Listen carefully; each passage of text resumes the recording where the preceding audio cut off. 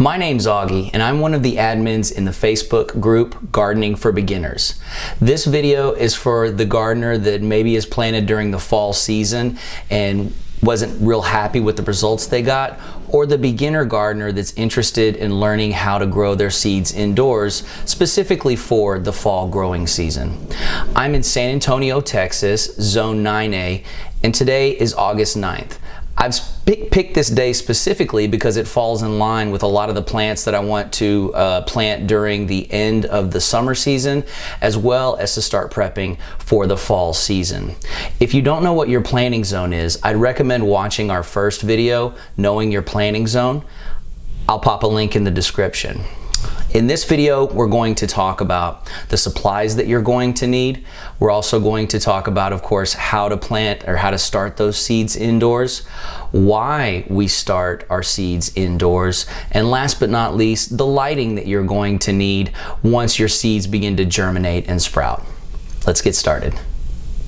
So first, let's talk about the supplies that you're going to need in order to get started. Seeds. Obviously, right? Just make sure that you're using seeds that are appropriate for the time of year that you're going to be planting them. Well, I like to keep my seeds, by the way, in the freezer when I'm not using them. I just think that it keeps a little bit longer. Another thing that you're definitely going to need is some type of seed starting mix. This is the type of starting mix that I prefer. It's by Jiffy. You can really use any type of seed starting mix that you have laying around. Keep in mind that you don't need any type of soil that has fertilizer in it at this point, because the seed is going to get, it already has all the energy that it needs in that seed. The only other things it needs outside of that are going to be a soil medium like this seed starting mix, and of course moisture. I'm also going to include some garden soil that I used outside to kind of soften up some of the soil in my yard. I don't really need it for that anymore. So what I'm going to do is I'm going to use that in the base of my planting medium just to stretch out my seed starting mix a little bit farther. I actually think using the garden soil at the base is a good thing when you transplant it, but I'll get into that later on in the video. For the starting container, I like to use styrofoam cups pretty much exclusively. They typically come in 12 ounce and 16 ounces. Here's your 12 ounce styrofoam cup, here's your 16 ounce. I prefer the 16 ounce. There's just a little bit more volume in there. You have a little more flexibility just in case it's, you know, you have a slightly longer summer by a week or two. You've got a little bit more chance to play around with the time that you would need to transplant it from indoors to outdoors, from cup into the ground or into the, you know, the 5-gallon puck, whatever you're going to use. Some folks like to use the seed starting trays, peat pots, the peat pucks, things like that. I don't really like that stuff like this for varying reasons, but the main reason is because these cups are going to be big enough where I'm not doing a lot of transplanting from one container to another before I transplant them outdoors. If you plan it right, you only have to go from a cup like this straight to outdoors.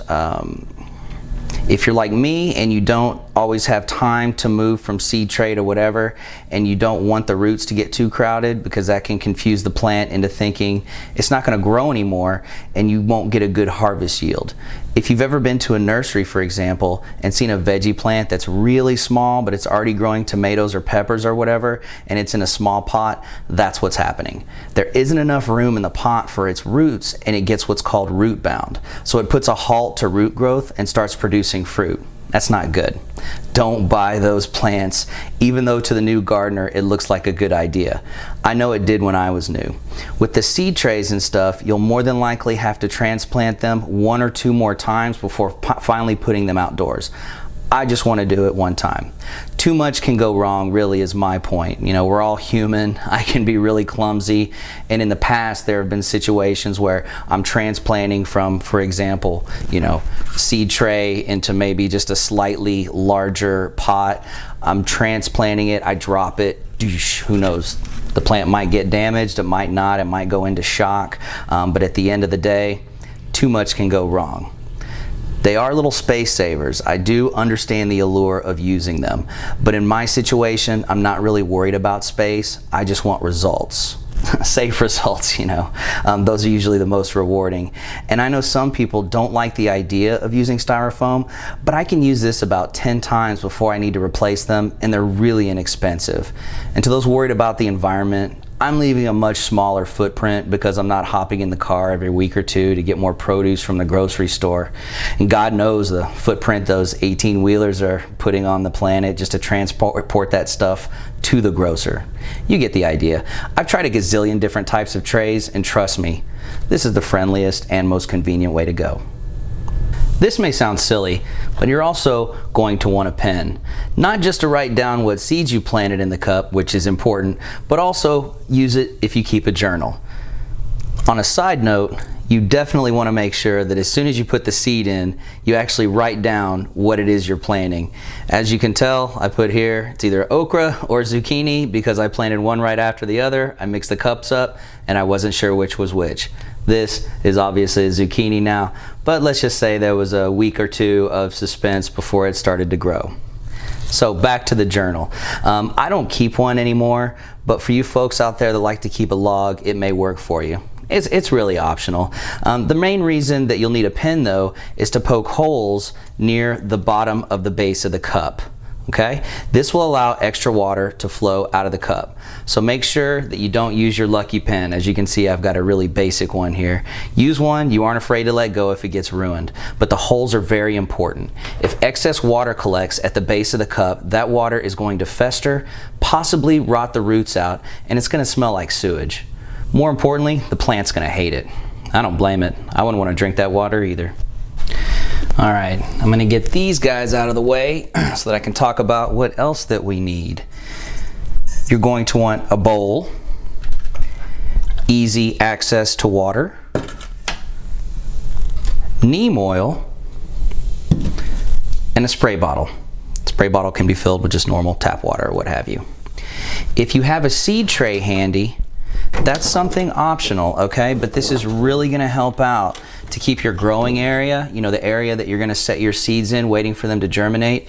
It's going to be really convenient because it's going to keep your area clean, because what you can do is you can put your seed trays in here, and as you water them, if the water leaks out the side, it's not going to, you know, damage whatever you have it setting on. I've had these seed trays for a while because, as we talked about earlier, you know, they came with something like this, and that's really appealing to the early gardener because we're looking at how convenient it is, but it ends out that that's not your most favorite thing to use. You'll need the bowl to hold the soil when you pre-moisten it with the water, and you'll need the cold press neem oil along with it to mix everything together. Don't get the kind of neem oil that says it's an extract, or if it doesn't have the active ingredient azadirachtin. That's azadirachtin, okay? That stuff that doesn't have it as an active ingredient, it just doesn't work as well. Neem oil is going to kill the fungus gnat eggs that are more than likely present in this soil. If you've grown seeds indoors in the past and noticed those little gnats flying around, they more than likely came from the soil, not from outside. It's completely normal. That's just something that we just have to deal with as gardeners, are going to be those gnat eggs. Now, some people will use boiling water with the soil instead of the neem oil to kill the eggs, but I don't like doing that because, you know, I mentioned how clumsy I was earlier. You can burn yourself, and I'm not quite sure about whether or not the crazy hot water harms the soil biology. So why do we need the spray bottle? Since we're not using seed starts or peat pots that you can water from the bottom, we're going to need the spray bottle so that we can water them on top. If you don't have any now, you're definitely going to want to get some sort of fertilizer within the next 2 weeks. Just gonna make some room over here real quick, okay? For the first couple of weeks after sprouting, the seedling is using energy from the seed and not so much from much else to grow. After it sprouts its first 2 leaves, the plant's needs shift to require light and nutrients in the soil to grow. This is where the fertilizer comes in. We'll talk about lighting a little later in the video. I'm going to show you the types of fertilizers that I use. I use liquid fertilizers for about 80% of my overall plant feeding, both chemical and organic. Chemical fertilizers have really gotten a bad rap, but don't listen to the haters. It's fine to use on the small scale gardening that both you and I are doing. This season, I'm going to test using a fertilizer that focuses on root development first. My theory is it's going to really help the plants grow faster earlier on, and then after that feeding, I'm going to use one that focuses on leaf development. Then, when the plant is mature and about to bear fruit, I'm going to switch back to the one that focuses on root development because it also aids in fruit development. We'll get into that complicated stuff later. Just know that for right now, you can use any of these three, okay? Any of these three fertilizers and you'll be just fine. So I'm going to show you. This guy right here is what they call a 6-12-6 fertilizer. This guy right here is a 2-4-2. And this one over here is a 5-1-1. If you were going to use this one though, early on, I would say within the first month or two before you put them outdoors, I'd recommend using it at half strength. These other two have low enough numbers to where you can use it at full or half strength. Just follow the directions on the back of the bottle, and I'm planting a seed in the back of your mind that will get to the different numbers on fertilizers and what they mean in a later video. So for example, we'll talk later about what 5-1-1 means. But if you don't want to experiment with different fertilizers along with me, the way that I just described, just get one of these two, you know, or something similar. It doesn't have to be exactly these, but I'm using this one for the higher middle number right here, and this one for the higher first number. So something close to those two. This is the first one again for root development, the 6-12-6. The 12, if you notice, is the higher number that focuses on root and fruit development. And this one is the 5-1-1, which is going to focus on things like leaf development, stem development, things like that. So it's going to go boom, boom, and then boom. Last but not least, well, two other things, I'm sorry. I also included a bag of garden lime here, okay? What this does is it's going to help raise the calcium levels in your soil. If you plan on planting things like tomatoes and peppers, you're definitely going to want to get something like this. You're not going to need it right away, just like the fertilizers, but I would say within the first 2 to 4 weeks, I would pick up something like garden lime or something similar that has a high calcium content. This one, for example, has a calcium content of 21% among other nutrients in here. Also, on a side note, right now this is optional, but this is something I'm testing out. This is a micronutrient liquid plant food. It's something that I've been using on my bell peppers for the last 2 months, and I've gotten some awesome results out of it. These micronutrients are basically nutrients that aren't present in fertilizers like this. These nutrients are something that get sapped from the pots themselves. Like if you're growing in pots, for example, they'll get sapped out of the soil fairly quickly. Probably not as fast if you're planting them directly in the ground, but they will still sap the micronutrients out of the soil as well if you're planting in ground. So this is something that I'm using as well. Again, at this point, I'm going to say that it is optional, but it's something that I've been using for the last 2 months on 3 different bell pepper plants that I have, and I'm just really happy with the results. So if you've got the budget to pick something up like this, pick this up and we'll pretty much all be on the same journey together. You're also going to want to select some clothes that you don't mind getting dirty for both now and when you eventually move these plants outdoors. I usually opt for old jeans and a ratty t-shirt. I look a little more stylish right now because, well, all eyes are on me, right? Now, like the fertilizer, these next items you'll need as well, but don't need them for right now. It's more for when you're ready to go outdoors. Gloves. For sure. You could use them right now, I guess, but you're really going to make a mess when you pre-mix the soil. It's like making meatloaf, and case in point, That's the kind of mess I made when I was mixing soil with these last year, and I haven't been able to get that out. But when you're pre-mixing the soil, it's a lot like making meatloaf. It's much easier just to use your bare hands. But the gardening gloves, while I don't use them when starting seeds, I try to use them every time I'm using my hands to dig into the soil outside.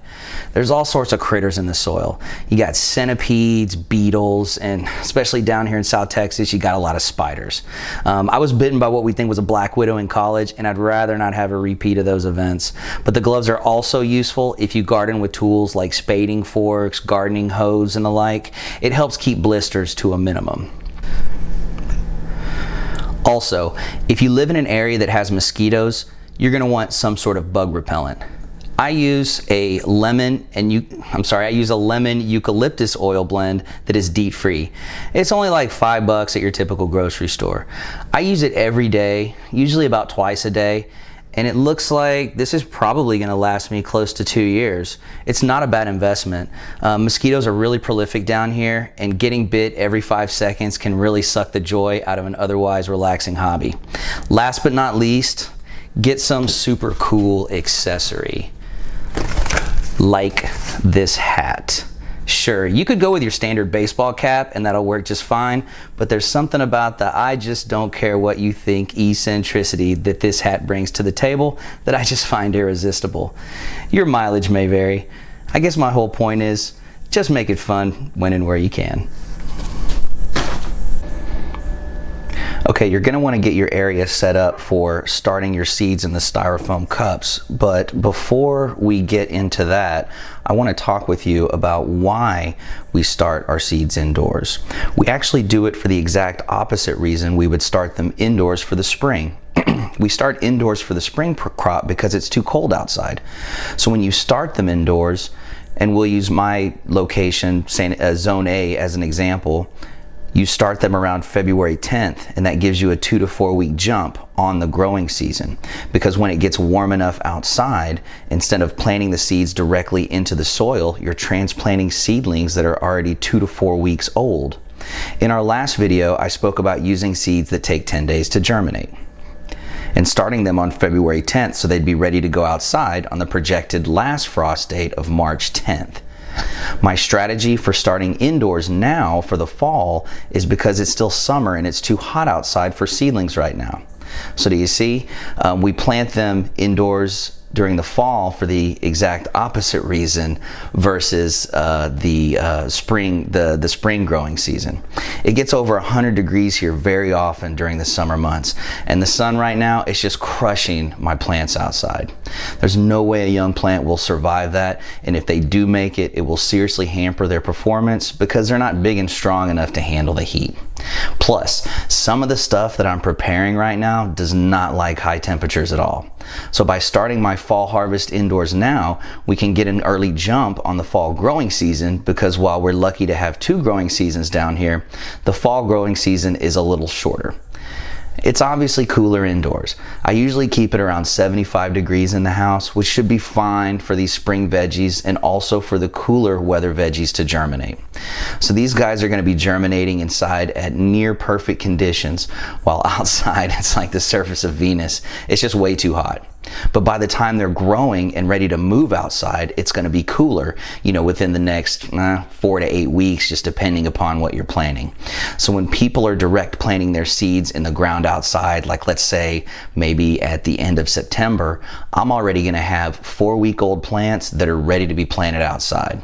Plus, if we have longer than expected summer weather, I'll still have a little time to play with to adjust by keeping them in an extra week or so, or even starting more seeds if I run into problems with the ones that I'm planting now. So I realize I got a little ahead of myself there, but I really wanted to explain to you the method behind my madness. As far as I know, most of, if not all people, start indoors during the winter. I'm trying this different approach this year because last year we had an unusually long summer, and when I started my seeds outdoors, I only got 1 small round of veggies. Then it got too cold and I didn't get much more, so it really didn't work out in my favor. So, like I was saying earlier, how do we do this? Let's get started. Here comes the fun part. Okay, so we're going to put together everything that we're going to need right now. I'm I'm gonna move these gloves out of the way for now. I'm not gonna be needing them. I've got my bowl, my water, 2 different types of water. There we go, neem oil. Got my pen over there, and of course, a cup right here, okay? So first things first, what we are going to be doing is I'm gonna start by planting some peppers. These are a piñata blend. Says you can grow them pretty late in the summer months, so I'm gonna give this a shot. Got my styrofoam cup. Make sure that you write down exactly what it is, today's date, and don't forget to poke those holes in the side. Again, pretty close to the base of it. You don't want there to be too much of a water reservoir at the bottom, but maybe just enough to where if you're late watering them one day, they have a little bit of something to drink. So what we do is we get our soil mix. Oh wait, before we get our soil mix, I'm sorry, put a little bit of water in there. That's gonna be good enough right there. I don't know how much that is. About, I don't know, about a tablespoon of neem oil. Precise measuring here, most definitely. Now, instead of, I know I'd bragged about mixing it with my hands before, but for the sake of cleanliness for my camcorder and this lovely shirt that I'm wearing, I'm actually going to use a gardening claw to mix it up. With this, I'm probably gonna need about 6 handfuls. Got this from the garden. I'm gonna use about 6 handfuls, but I'm gonna start with 3. And as you can see there, it's still pretty sticky. That's not gonna be good enough. So I think I was right in that guesstimation of using 6 handfuls of this soil. And this should be good for, oh, I don't know, 2 or 3 styrofoam cups worth of seeds, just depending upon if you're using the 12 ounce or the 16 ounce cups that we talked about. Now, if you look right there, you can kind of see how sticky it is right now. It's still kind of soggy, which isn't gonna hurt anything, but it also wouldn't hurt to put maybe an extra, that was about half a handful, an extra handful of seed starter mix in there. And that's about the consistency that I want, okay? See that right there? See how it's moist, but it's not sopping wet. Now don't forget, I have this garden soil here that I'm going to use to stretch out my seed starting mix. And I'm just gonna get maybe about a handful. Put that in there. Yeah, that's good. So it's filled up to about right there. No problem. Now before I fill it up, I like to saturate the garden soil a little bit just to get it moist. There we go. And then fill this guy up with your seed starter mix. Now you can just, I always do it over the bowl, of course. And then as you're filling it, make sure you tamp it down, okay? You don't want there to be a lot of air pockets or loose soil in there. And don't worry, your seeds are gonna be able to handle it as they germinate. So tamp it down, because what you don't want to happen is if it's loose soil, you plant your seeds in there, the soil starts to sink. And if it could move the seed around, it could make it go deeper, which may or may not be a good or bad thing for it, depending upon the seed. But the other reason is that once it starts to take root, if the soil starts to sink down, those roots could potentially get exposed, and that's going to shock the plant. It could kill it early on when it's still in the seedling stage. So as you can see, I've got it in there, and I'm not pushing it crazy down. I intentionally say tamp it down, just to get a nice, firm soil medium. Now, there are 2 ways to put your seeds in. First and foremost, what you want to do is, of course, read the seed packet to see the depth on it. This is a 1/4 inch depth for this hot pepper. So you've got one of 2 options. You can either put the soil all the way in top and then push your finger down, you know, about a 1/4 inch, drop the seed in and cover it. Or what you could do, what I like to do, is just get it to the desired height on here, and then just put the seeds on top and then just cover them with a little bit more of that seed starting mix, which is what I'm gonna do. Now, I know a lot of folks say put in 3 seeds. I'm not really a fan of wasting seeds. You've really got 2 options, okay? So with the peppers, I usually put 2 seeds in there for 2 reasons. Number one, the germination success rate on these is, I mean, it's probably about 50%, okay? So I'm doing pretty good right here by putting 2 seeds in. Most of the time though, both of them grow up, but that's also okay. I'm not gonna have to, you know, you've probably heard people snip the weaker of the 2 or the 3.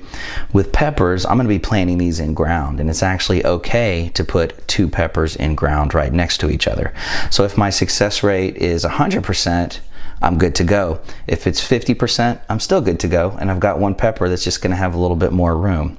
Now, when it comes to seeds like cucumbers, melons, squash, zucchini, I only put 1 seed in there because I'm just not a fan of wasting seeds.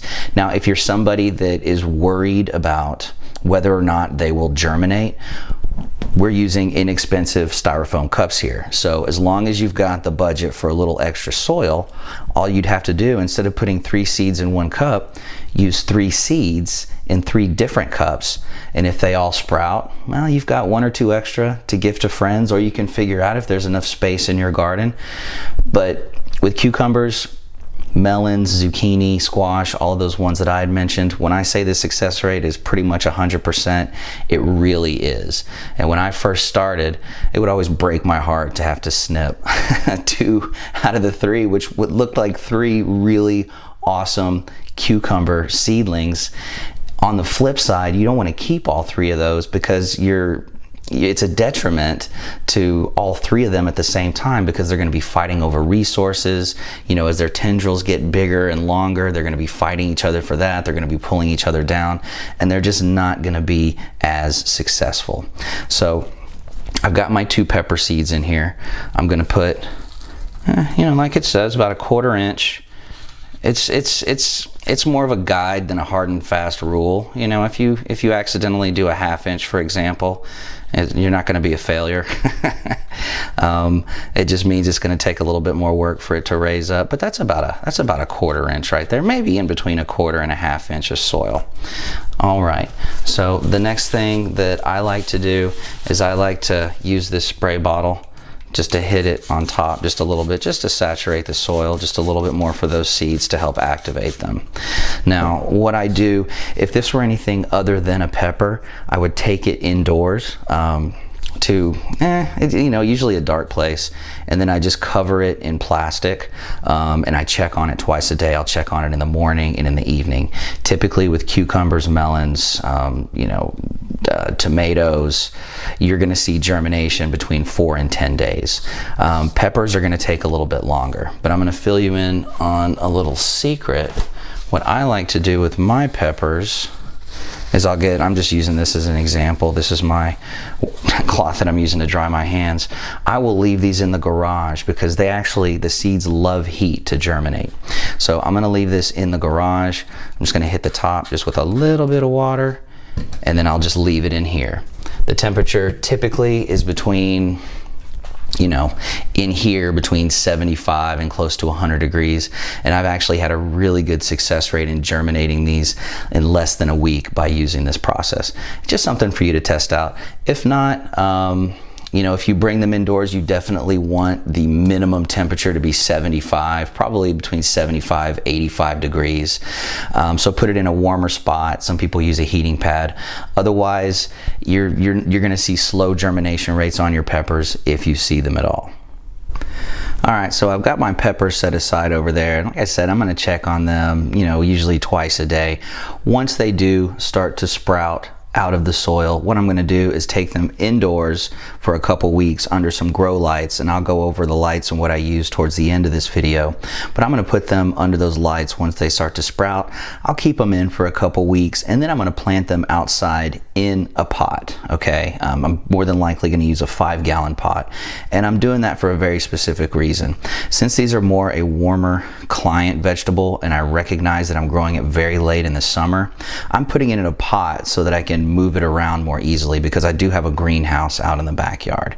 So if we get an early winter, what I can always do is pop him over in the greenhouse, where it's usually anywhere from 10 to 30 degrees warmer, so that I can extend its ability to fruit over this season.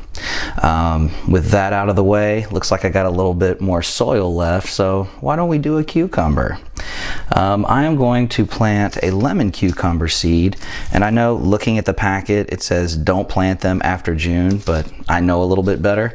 Last year I planted a cucumber late in the season. I think it was in September, and I was getting cucumbers all the way into the first week of December, just because we had a very unusually warm fall. So this is me just kind of having fun, experimenting a little bit. I know I'm kind of hedging my bets here, but like I said, experimentation, it's fun. They're really hardy. They're really hardy seeds, and they're very easy growers. So I'm not really going to worry too much about putting more than one seed in here. I'm also going to use a 12-ounce styrofoam cup, because I don't plan on keeping them indoors for more than 3 or 4 weeks. They sprout really quick. I will not be shocked if this germinates and sprouts within 4 days.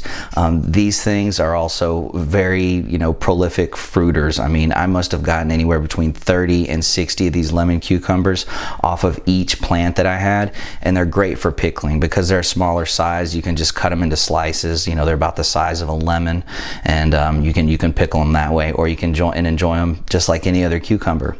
And you wouldn't believe what they taste like. They taste like cucumbers. took a couple tries, took a couple snacks on these to get used to that, but that is the case. So I'm gonna, of course, label my cup again. And again, you can use these over and over again. When I use them again, I just cross out, the name and the date, and just use a different side to them. Poking the holes in the side, right there. And then I'm gonna scoop in my soil. And you know what? It looks like I'm gonna be coming up a little short, because I forgot that I'm going to use garden soil in here. Get you a smaller handful for this guy, just because he's a smaller cup. A little bit more in there. Yeah, spray that down. Get it a little saturated in there.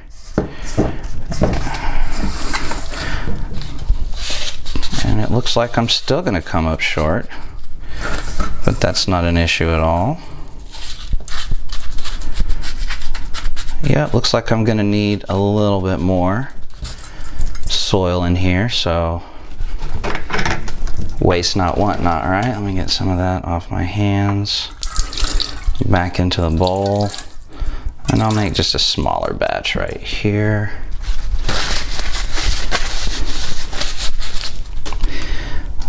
A little spritz of neem oil, nothing too crazy. Yeah, there we go. And I know some folks don't like the smell of neem oil. I've heard that it just depends on the type that you get. The type that I got is this cold pressed organic neem oil.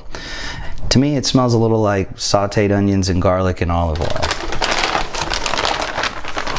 We all smell things a little differently too. I won't discount that. All right, I'm going to start with 2 handfuls.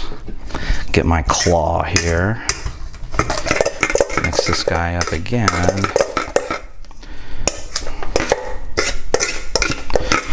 And that. Okay, that is still a little too watery. Mix this guy up. And again, just eyeball it. I mean, this It's not like baking, it's not an exact science. You just kind of want to look at it and make sure it's that consistency of the meatloaf that we talked about, which that right there is pretty darn close. Yep, and as you can see, it's a little too saturated actually. I squeezed it and some water came out, so I'm going to use one more handful. Like that. There we go.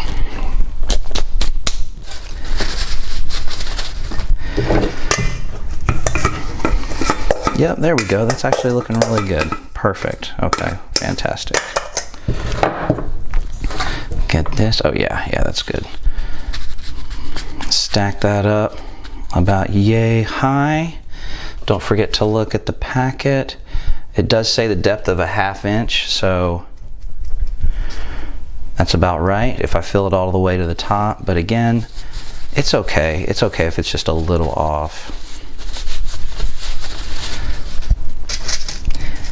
And I'm going to do the Maverick thing here and just use one seed, one lonely seed. I'm a little daredevil, I know. So I'm going to put this guy in here, right there. And in a couple of days, I'd stake my reputation on us having a seedling sprout up. So I'll definitely keep y'all informed on that, on its progress. Hopefully it won't make me look like a fool. But again, tamp that down, okay? Saturate the surface a little bit, just to give it a little bit more water. And you'll get the hang of this after a while, because if you put too much water in here, it'll leak out the sides, which isn't a big deal. I mean, that's why they're there, because you don't want this to be waterlogged. You don't want it bogged down with water in here, because as I'd mentioned earlier, those roots, they don't like water that's sitting in there. They don't like to be saturated, and you want to make sure that you get your conditions as ideal as possible for whatever seeds that you're growing.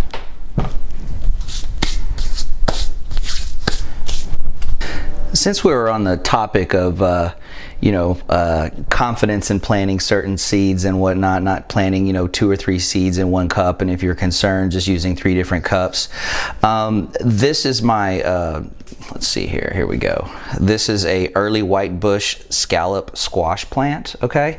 And I've never grown this before, but I've grown plenty of squash, plenty of cucumbers in my day, and I planted this seed on July 24th, 2018. And this is its progress right now. Today it's actually August 12th, but this is the amount of growth that you would expect to see after about, a little over 2.5 weeks. But I also wanted to show you this just to give you kind of an idea of how I water them with a spray bottle. All you do is the soil's a little wet right now, but I'm just gonna give you an example. You can either do this, and you can spray around the leaves just to get it saturated, or you can screw the top of this off and carefully pour in there so that it gets enough water. Now, on a side note, one of the things I want you to keep in mind, because in a future video I'm going to show you how to transplant these once they get big enough. I'm going to show you how to transplant these into the yard. One thing that I want to prepare you with is it's a lot easier to transplant them when you transplant them maybe a day before you water them. So I water mine probably about every 3 to 4 days. I just check the soil, and when it starts turning the color of this dry potting soil, you see the difference right there? This is loose and this is a little more packed together. When it starts turning this color, you definitely want to water it. You don't want to overwater them, but you want to keep an eye on it so that when it gets dry, you water them. But when I'm going to transplant them, I just wanted to prepare you for that. The day before I need to water them, because you will get into a groove watering these, the day before I water them is typically when I would take them out to transplant. And I'll go over that whole process, but I've just noticed that the soil is a lot easier to work with. Sometimes when it's wet, it falls apart a little more easily, but we'll get into that video in the future. Again, I just wanted to give you a heads up on that was going to be my strategy when I transplant them out. I didn't want to just mention it in the video. I wanted y'all to be prepared for that. All right, I cleaned my work area up a little bit because there's just two other things that we're going to talk about, and that's going to be what my lighting set looks like and also what vegetable varieties you should not start indoors. So I have a T12 48-inch shop light suspended by the chains that it came with, and the hooks are screwed into the ceiling. I have a small platform to place the cups on once they start sprouting. You can also buy one of those 4 or 5 tiered shelves that they have at a lot of hardware stores, like the same place that you would get the shop light from. They have a little grid pattern on the shelves and you can hang the lights on them. That's actually the setup that I'm working on right now. I built the shelf months ago, but I really haven't needed it. I've been focusing on my my plants outdoors, and I just haven't fastened the shop lights on it yet. But that's the setup. I don't recommend setting your seedlings in a windowsill without a light like this. You want constant and consistent light for them. The best way is this setup, with the bulbs 1 to 2 inches away from the top of the seedlings. The bulb should be around 2600 lumens or higher, and you'll want ones that have between 4500 and 6500 kelvins. This is the one that I picked up from a hardware store. As you can see, this one is 2900 lumens and 6500 Kelvin. Daylight, 48 inches, fits a T12 shop light. This is what you're going to want, or something similar. This will have you set up for the next 4 to 8 weeks when you're growing your seeds indoors. Don't worry about the wattage. That doesn't affect the plant growth. I want to stress, don't just put them in a windowsill. That won't be enough. They'll get leggy. Time and time again, we see posts in our gardening group, especially at the beginning of the spring or fall growing season, of these very long, spindly seedlings. You're just setting them up for failure. We'll get more into this in a future video, but you should keep your light on for about 16 hours or as much as you can the first week or two. Then you can drop it down to 12 to 16 hours each day after that. That'll give you the best results, but truthfully, honestly, you can do it, you can use 12-hour days from the start and still get good results if, some of us have, jobs that require a little bit more of our time, so you're not going to have 12 hours. I don't really like using timers personally because that just makes me lazy. Plus, I've noticed some timers, they can be a little buggy, and if they mess up, they might make it a little too long or a little too short, it being the period of time that the lights are on. I'd rather, train myself checking on it in the morning and in the evening every day.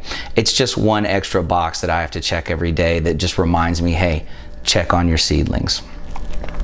So last but definitely not least, as this is really important, we need to talk about what you shouldn't start indoors and why.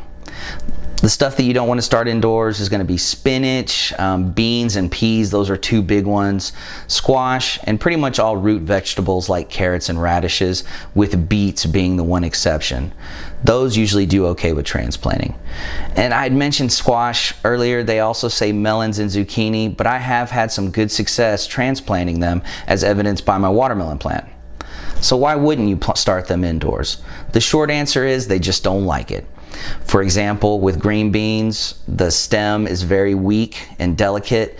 For some of the others, maybe the root system is very equally delicate. But at the end of the day, they just have a really slow survival rate when you move them from these styrofoam cups to outside. The good news is all of them are really fast germinators. Most of them will start to sprout out of the soil in 4 to 6 days. So I wouldn't stress too much if those are some of your favorite fruits and vegetables. I am on the fence with collards, Brussels sprouts, and lettuce. I've had mixed results transplanting these, but once again, they all germinate really fast, so I plan on just directly sowing those into the ground from here on out. And which ones do really good growing indoors? Some of what you saw today. Peppers and cucumbers, also tomatoes, celery, eggplants, broccoli, kale, and definitely most herbs, onions, leeks, and scallions. Those last couple ones are practically indestructible. So I know this video was kind of long, but I wanted to explain the reasons on why I'm starting seeds indoors this time of year and not just in February. And then of course, show you how I'm getting started on the fall season this year. In the description below, I'll have that link for knowing your planting zone, as well as a link to our Facebook group. Join us. We love beginner gardeners and we'd love to have you. We have got a growing community. We've got about 65,000 people, and it is full of people that just are engaged and they love talking about gardening, but not just that. They love helping other people out with their experiences in gardening to help them be as successful as they are. Thank you for watching, and happy gardening.